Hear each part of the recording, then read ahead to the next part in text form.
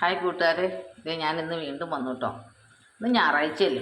ഞായറാഴ്ച ആകുമ്പോൾ ഞങ്ങൾ ക്രിസ്ത്യാനികൾക്ക് ചേർച്ചയില്ലാതെ പറ്റത്തില്ലല്ലോ. ഇന്ന് പന്നിയിറച്ചി ഉണ്ടാക്കുന്നത്. അപ്പോൾ പന്നിയിറച്ചിയിൽ ഞാൻ 1 മണിക്കൂർ മുമ്പ് മാഗ്നേറ്റ് ചെയ്ത് വെച്ചു, അടുപ്പത്ത് വെച്ചതാണ് കേട്ടോ.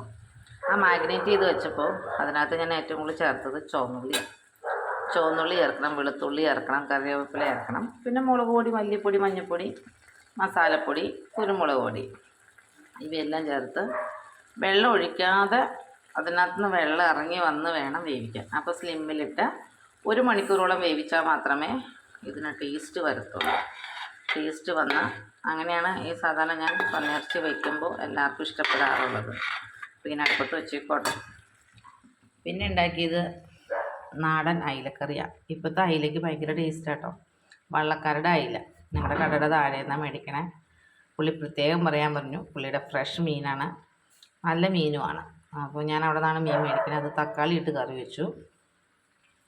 പിന്നെ വെണ്ടയ്ക്ക മെഴുക്കുവരട്ടി ഉണ്ടാക്കി. പിന്നെ നല്ല കട്ടത്തൈരുണ്ട്. പിന്നെ അച്ചാറുണ്ട്. ഈ അച്ചാർ ഞാൻ ഉണ്ടാക്കണം 1 ദിവസത്തേക്ക് കഴിക്കാൻ പറ്റുന്ന ഒരു മാങ്ങ അരിയുക, കുറച്ച് വെളിച്ചെണ്ണ ഒഴിക്കുക, പിന്നെ ബ്രാഹ്മിൺസിൻ്റെ അച്ചാർ പൊടി ചേർക്കുക. നല്ല ടേസ്റ്റാണ്.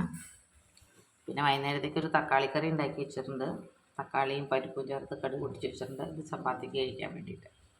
അപ്പോൾ ഇതൊക്കെയാണ് ഇന്നത്തെ വിഭവങ്ങൾ. അപ്പോൾ ടാറ്റ ബൈ ബൈ, നാളെ വരാം.